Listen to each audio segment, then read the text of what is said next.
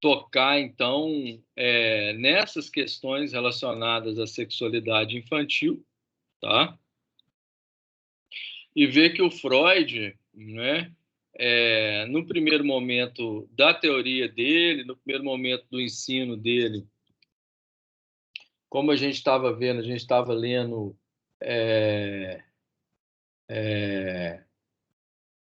os 3 ensaios sobre a teoria da sexualidade, né? E nesses 3 ensaios, ele toca, principalmente a partir do segundo ensaio, nas questões relacionadas à sexualidade infantil, né? Então, eu fiz um esqueminha aqui para a gente pensar melhor nessas questões. Vou abrir aqui, vocês me falam se vocês estão conseguindo ver, tá bom?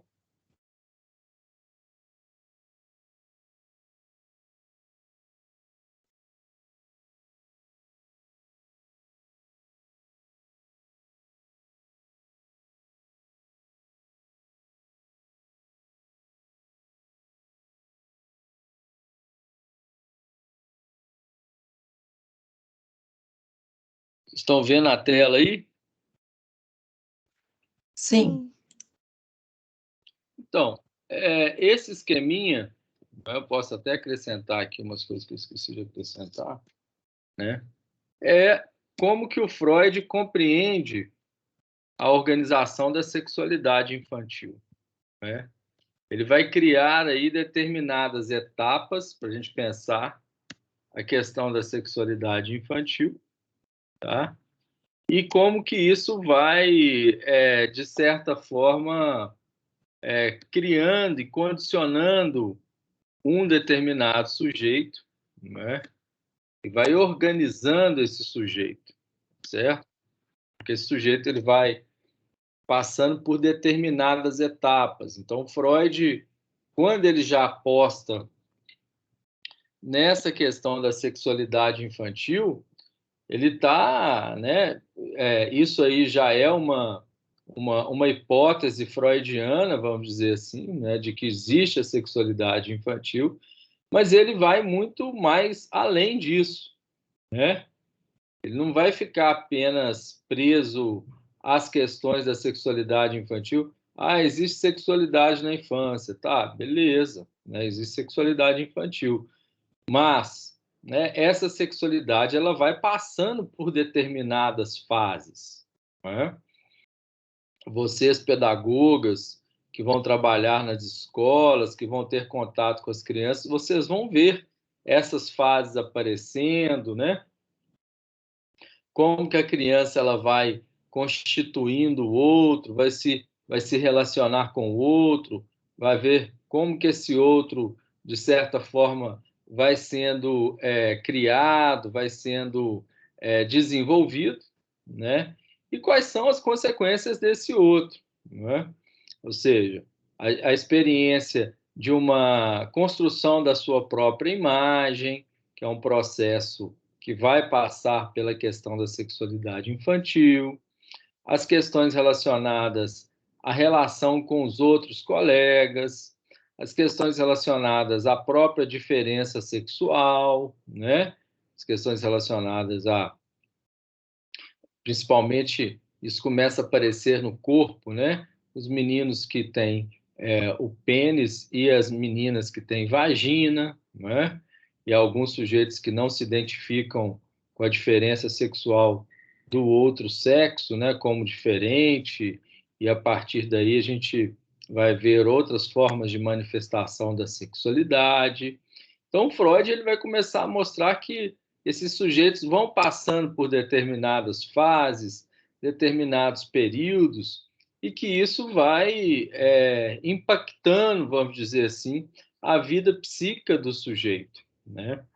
E juntamente com isso, com esse processo de construção das suas fases e da sua organização, da sua sexualidade, a gente vai vendo também que começa a correr o processo de aprendizagem, né?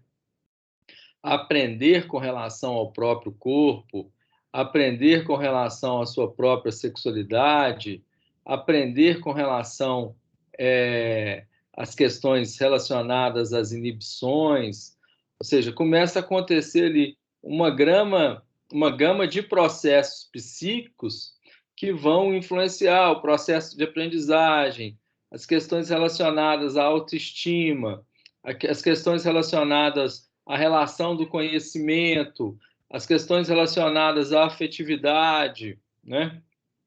Então, a gente vai ver uma gama de transformações que começam a acontecer aí, até mesmo na vida intrauterina, né? Por exemplo, uma mãe que conversa com a criança quando ela está na barriga e a criança já começa a reconhecer aquela voz como a voz de uma outra pessoa, isso vai ter um impacto diferente de uma mãe que nunca conversa com aquela criança que está na barriga e depois também, ao nascer, a mãe também não conversa com a criança, né?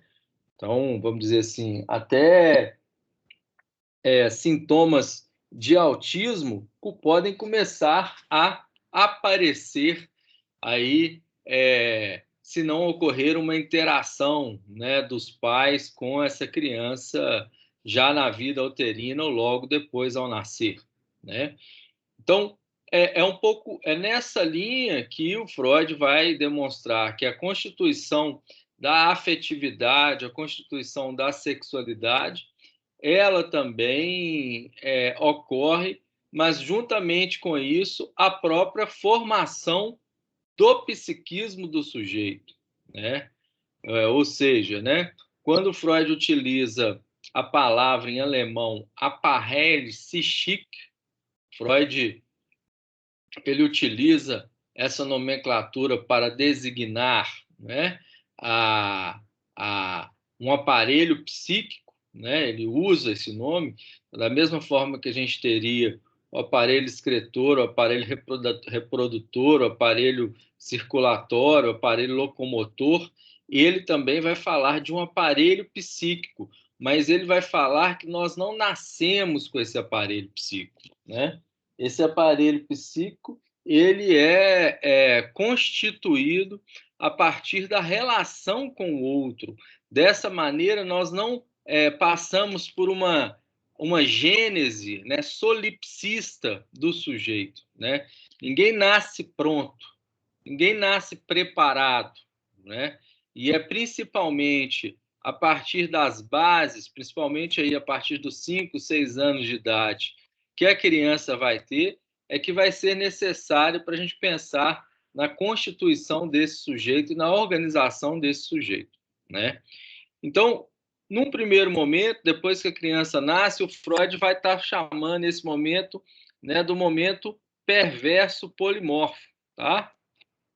Ele usa essa nomeação, né, de que o corpo é perverso polimorfo, ou seja, não existe uma unidade corporal, né, ou uma ideia de que eu me reconheço dentro do meu corpo, né? O que tem é um momento de fragmentação constante, né, onde a criança ela não vai ainda se reconhecer no corpo dela, né?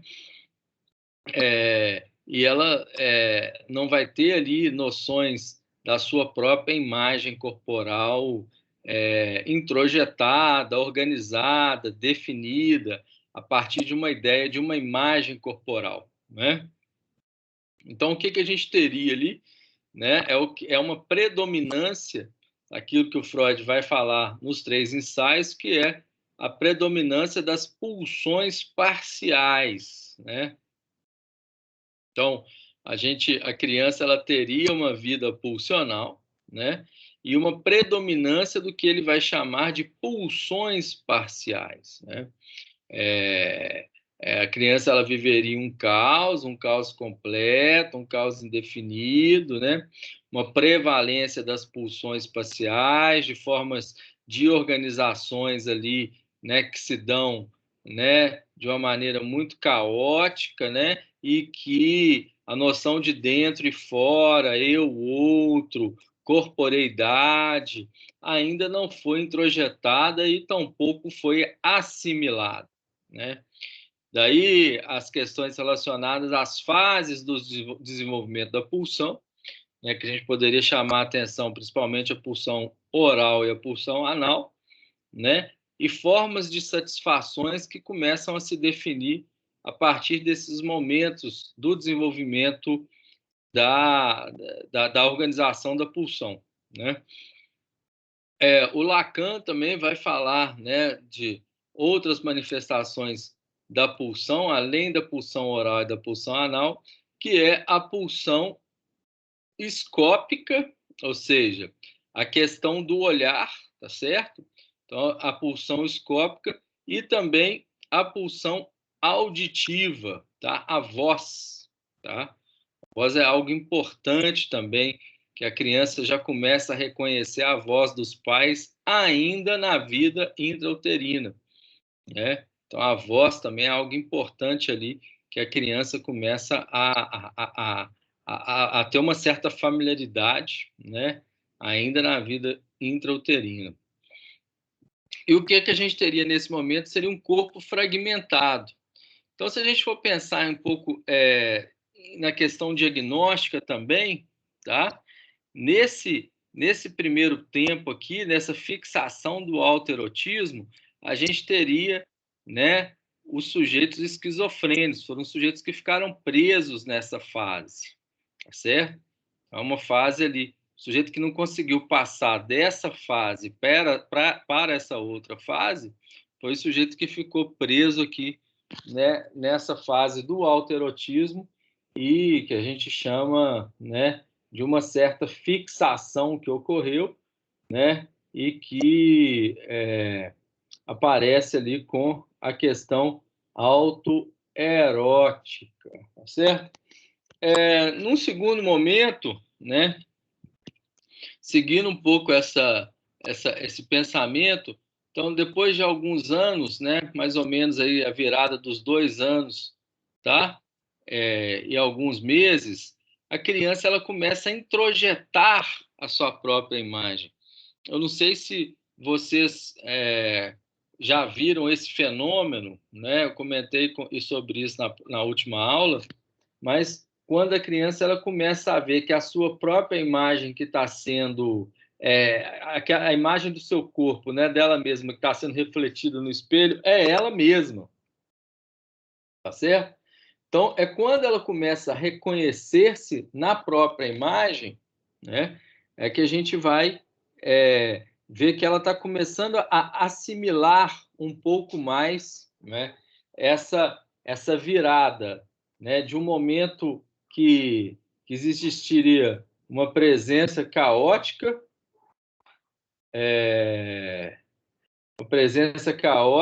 né? E que nesse momento aí, num segundo tempo, começa a ocorrer uma certa assimilação, uma certa construção, né? Uma certa construção da sua imagem, né? Então, essa dimensão do imaginário ela é importante, né? O Freud vai chamar de narcisismo primário. Quem conhece bem, né? O Freud vai pegar essa palavra narcisismo do mito de Narciso, né? E vai, né? Essa passagem do mito de Narciso, que é o sujeito que fica encantado com a sua própria imagem, ele fica tão seduzido com a sua própria imagem que ele resolve mergulhar no lago para tocar a imagem e ele morre afogado, né? Então, essa experiência do narcisismo primário é uma experiência de um eu sem outro, né? A gente vai ver que a entrada do narcisismo secundário já tem uma vinculação com o outro, tá certo? Num eu onde que você ainda se confunde com o outro, vamos dizer assim, né?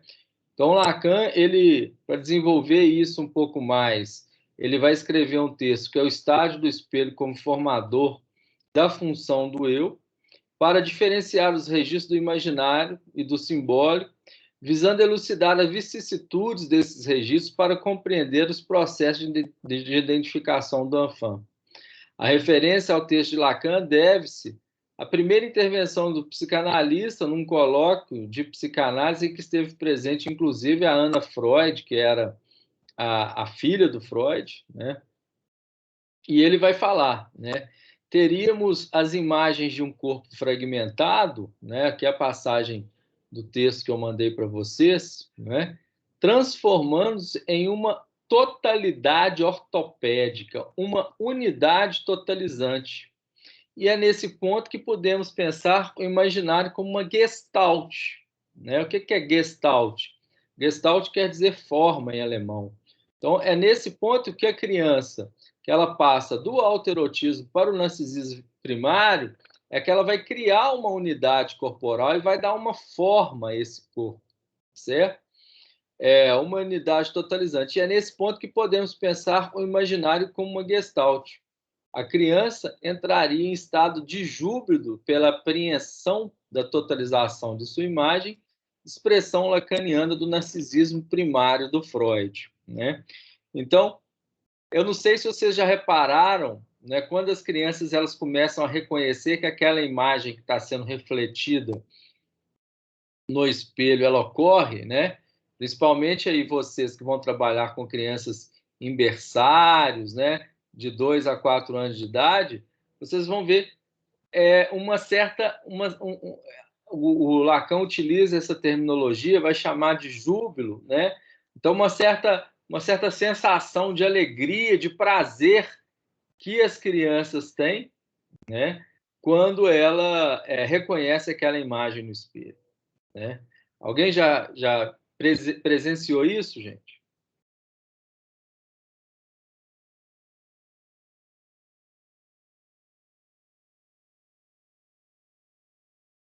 Hello?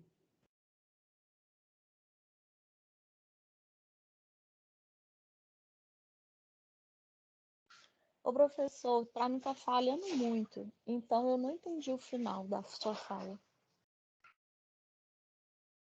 Mas aí é uma questão de conexão aí, não é não? Eu imagino que sim, porque eu perguntei se o menino estava normal, parece que é só o meu que tá travando. Depois eu vou mandar o vídeo aí para você ver com cuidado. A pergunta que eu fiz é se alguém já percebeu uma criança quando se reconhece no espelho, né? Se ela tem ali uma sensação de um certo prazer de ver que aquela imagem que está sendo refletida é a imagem dela.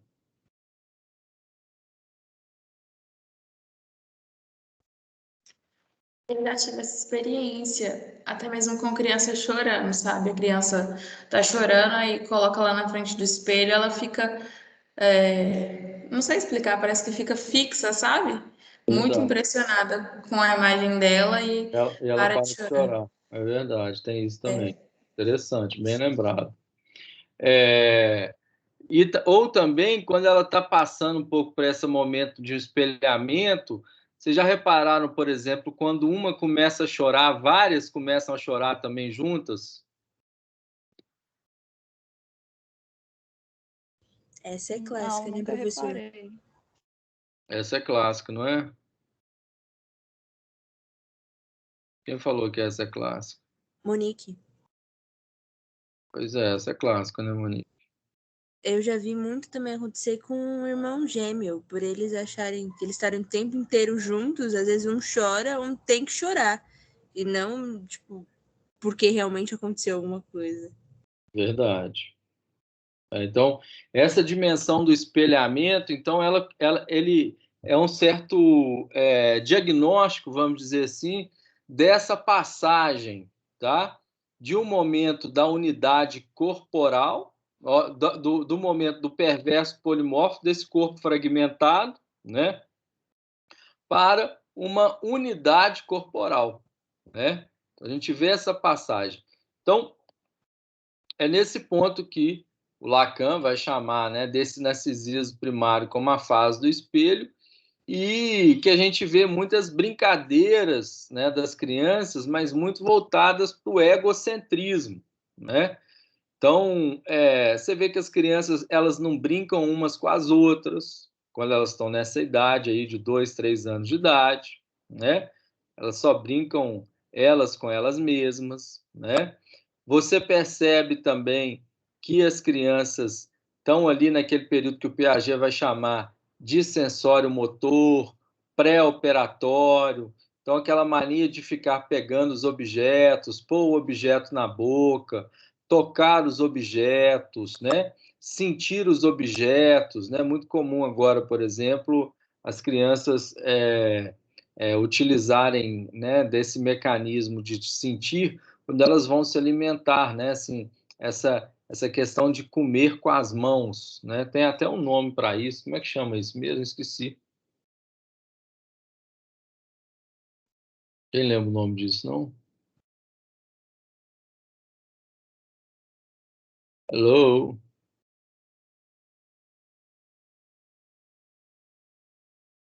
Ô Pedro, eu tinha levantado a mão, mas aí depois eu percebi que não dá para você ver a gente levantar a mão. Eu tive a oportunidade de acompanhar uma prima minha crescer bem de perto, sabe? E você comentando, eu fui reparando tudo isso, assim, nas fases dela. Hoje ela tá com 6, 7 anos. E aí eu fui reparando tudo isso. A fase do espelho, que a gente se mostrava, mostrava ela sorria, tinha prazer de ficar com aqueles espelhinhos de mão, sabe? Aqueles menorzinhos. E ficava minutos, assim, coisa que criança às vezes não tem tanto interesse de ficar tanto tempo com uma coisa só, mas ficava alguns minutos com aquele espelhinho de mão se olhando. E hoje mesmo, eu sei que hoje ela já tá mais velha, né, já? Mas ela fala muito disso, né? Eu sou bonita, eu sou linda, eu tô presente. E aí para na frente do espelho, fica dançando na frente do espelho e se olhando, e tem isso mesmo, assim. E aí eu falo isso porque eu não tive oportunidade, por exemplo, de fazer isso com minha irmã, que é 4 anos mais nova que eu, né? Mas depois que a gente fica mais velho e acompanha o crescimento de alguma criança, a gente repara essas fases mesmo. Não é? Acontece, né? Então, a gente vê isso nitidamente, né? E é nesse momento também, gente, que começa a aparecer também uma outra posição clínica, que é a paranoia, né? Esse momento de espelhamento no outro, né? Onde você se vê no outro, é muito comum o paranoico achar que está sendo perseguido, que está sendo olhado, que está sendo observado, né? Então, o paranoico, ele fica fixado nessa fase, tá certo? Existe uma fixação ali do paranoico nessa fase, tá? Juntamente com isso também uma relação muito peculiar com a forma de construção de saber, que é essa relação que o sujeito começa a estabelecer a partir, né? Por exemplo, começa a brincar só com ele mesmo, começa a tocar os objetos, começa a sentir os objetos, vê a espessura, vê as formas, começa a olhar os objetos, né? Uma troca também que é muito comum, né? Nesse momento ali, quando a criança, talvez ali nessa virada aqui, vamos dizer assim, com a entrada no complexo de Édipo, a partir da segunda, né? Ou da terceira fase, né? A gente vê que é muito comum aí, né? Principalmente essa passagem da segunda para a terceira, os jogos de espelhamento que as crianças começam a ter, né? Por exemplo, de pegar e esconder, né? Jogos, por exemplo, de olhar e ser olhado, jogos de pega-pega, jogos de pula-pula, tem toda essa dimensão ali, né, de uma construção do outro, né, ou de uma certa alteridade que passa por jogos que envolvem essa dimensão do ir e vir, aparecer, desaparecer, essa dimensão dialética também que vai começar a delimitar, vamos dizer assim, o aparecimento, a construção do outro, né? Que até então, aqui nesse ponto, né, é claro que na questão do espelhamento ela já começa a trazer um outro, né? Mas mas o que é interessante agora nisso, né, é que existe uma passagem, vamos dizer assim, de um momento para outro, né? E que esse momento é a entrada naquilo que a gente vai chamar de simbólico. Esses jogos ali de aparecimento do outro são necessários, né, para que o sujeito comece a introjetar esse outro que a gente vai chamar de simbólico, né? Vocês já presenciaram também esses jogos de troca, de olhar ser olhado, pegar ser pegado, né? Essa dialética das construções pulsionais, né? E que o Freud vai chamar, né, um pouco das posições da pulsão como o sadismo, o masoquismo, o exibicionismo, o voyeurismo, que são formas de expressão da pulsão a partir da constituição do outro, né? E que isso passa também nesse momento aí, né? Tá dando para acompanhar, pessoal? Sim. Sim. Que a gente pode até colocar aqui, né?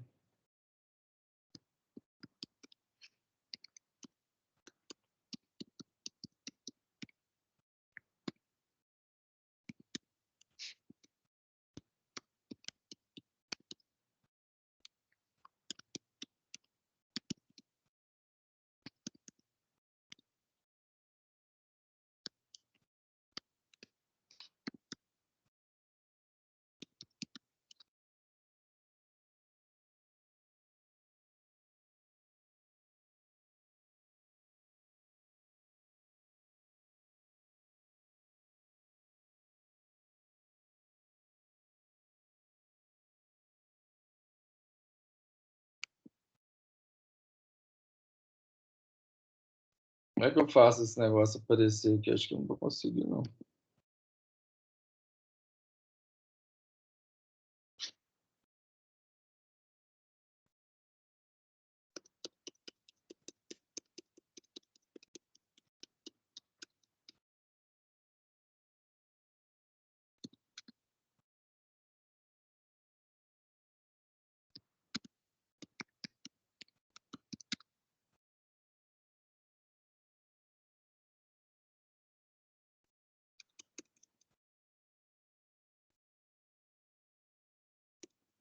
Então, a gente vê que essas construções do outro, né, elas vão passar por essas formas de inscrições, né?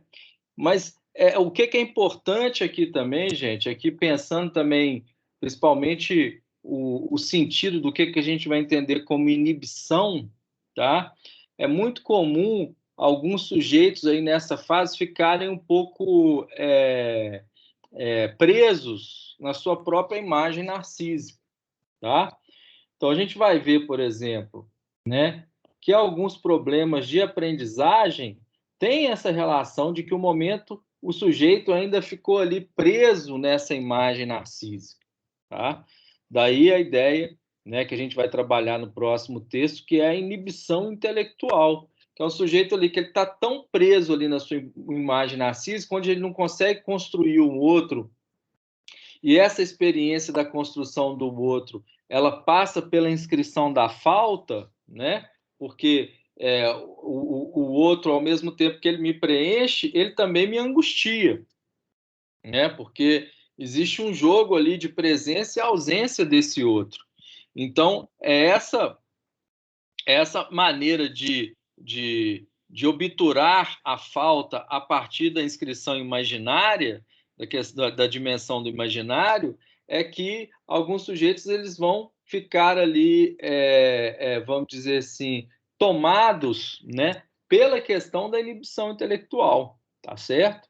Então, a gente vai ver que alguns problemas de aprendizagem diz respeito à inibição intelectual, e o sujeito ele ficou preso ali nele mesmo, então ele não vai brincar, tá?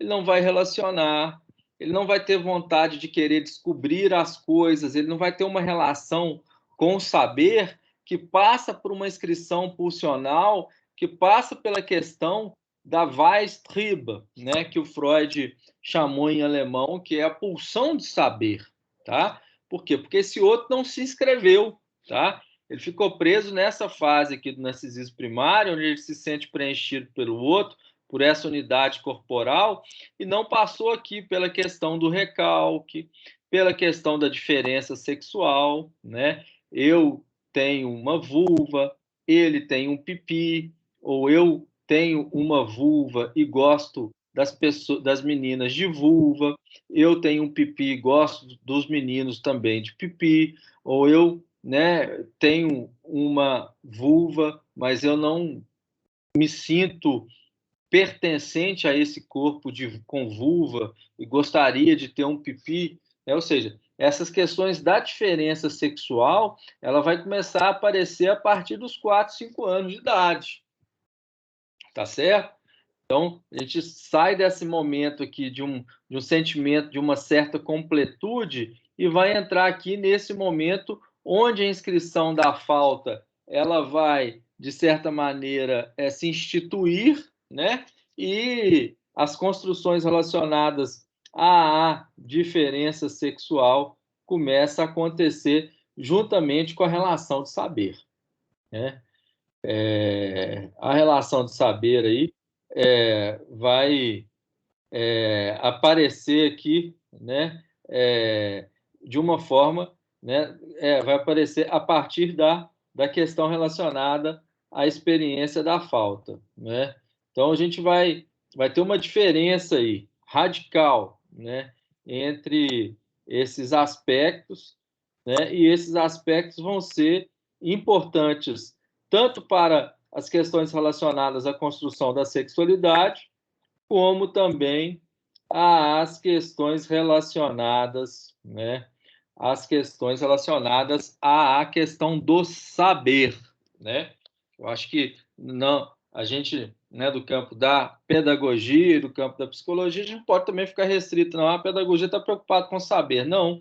As questões relacionadas à construção do outro, a essa dialética ali dos jogos, de ir e vir, de brincar, né, isso que eu trouxe aí desses movimentos pulsionais, do voyeurismo, do exibicionismo, do sadismo, isso ali, de certa maneira, vai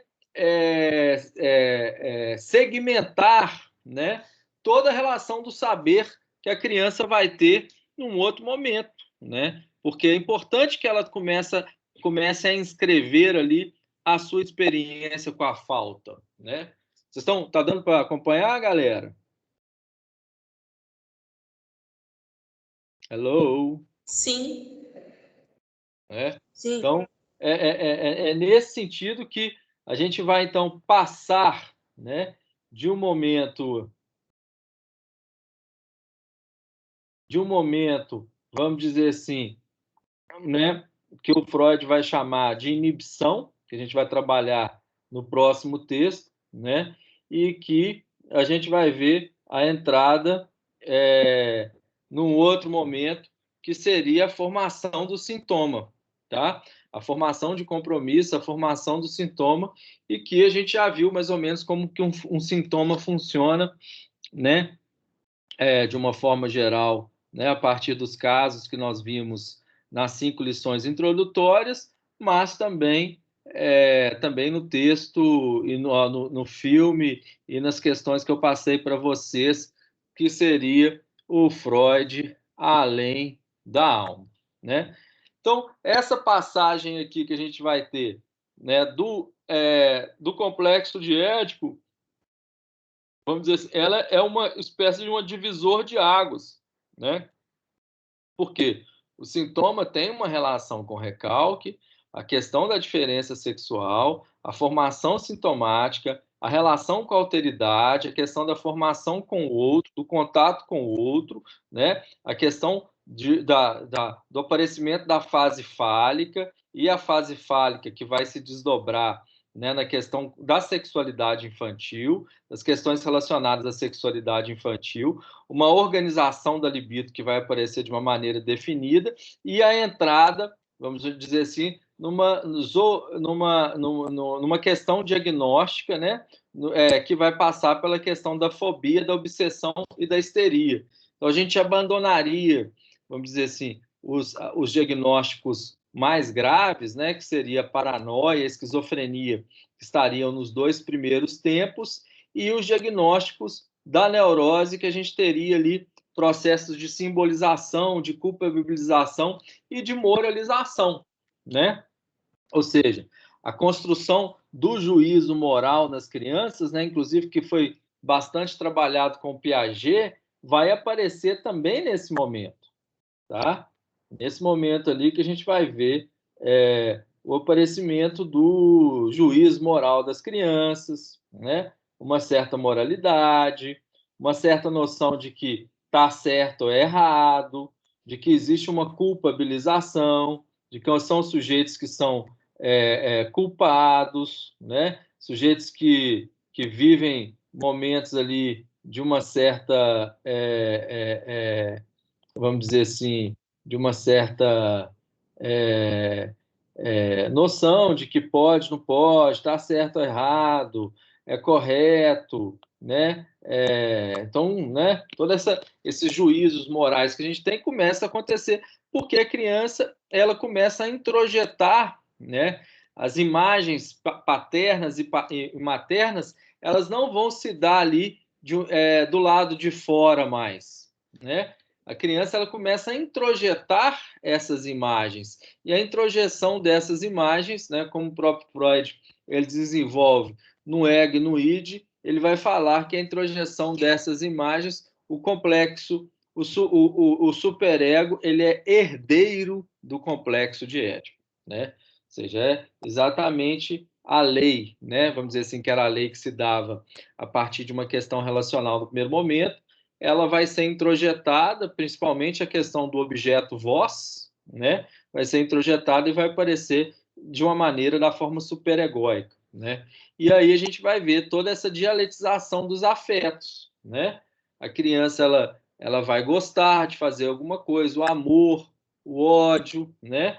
A violência, a criança vai ter que depois começar a recalcar a violência, então vai ter um recalque da violência, né? A questão do recalque da violência também ela vai se inscrever, né? Porque socialmente falando, a gente não pode ser violento, né? A gente não pode ser agressivo. Isso é anticivilizatório. Existem regras, existem leis, existem maneiras da gente da gente, né, regras de conduta ali que a gente tem que se comportar dentro de determinadas regras. Então, a criança violenta, ela vai ter que começar a aprender também, né? A criança agressiva, é claro que existe algum motivo ali, talvez, inclusive, origens relacionais ali dos primeiros anos de vida, do primeiro tempo ou do segundo tempo, que impelem a criança a se comportar dessa forma. Então, a gente pode pensar a violência como um sintoma também, né? Então, é claro que existe essa questão, mas o que define, vamos dizer assim, a questão da violência é que a violência, a agressividade, ela tem que ser recalcada, né? Então, a criança também ela vai começar a aprender a fazer isso. E quando ela agride alguém, né, a resposta dessa agressão interna que ela tem, geralmente, é a culpabilização. Ela vai se culpabilizar. Por isso, esse caminho da moralização que começa a se inscrever também nesse momento, né? Então, foi um pouco isso, gente, que eu queria falar para vocês na aula de hoje, né? Acho que esse quadro aqui ele deixa bem claro, né? Qual que é esse caminho aí que o Freud vai percorrer, essa relação, né, dos afetos e do complexo de Édipo a partir da organização da sexualidade, né? Alguém tem alguma pergunta? Professor, no começo da aula você falou que quando a mãe não conversa com o filho na gestação e às vezes depois até pode vir a surgir um autismo. Mas o autismo ele não é genético? Tem um componente genético, tá certo? Tem a questão da origem genética, mas todas as, vamos dizer assim, psicopatologias, elas têm questão genética, biopsicossocial, tá? Tá. Entendi. Obrigada. De nada. Daí também que eu falei, né? a questão do autoerotismo, também existe uma fixação ali com relação à esquizofrenia, tá? A questão do narcisismo primário, a gente encontra a questão da paranoia. E a passagem, né? Isso aí é a resposta psicológica desses transtornos, né? Tem a questão genética, mas tem a questão psicológica também. Ah, tá.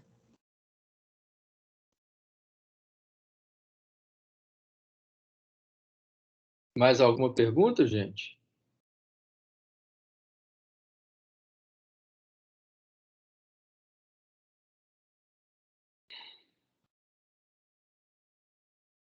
Pessoal, então é isso, né? Na aula que vem a gente vai voltar com aquele texto, tá? Do inibição, sintoma e angústia, tá bom?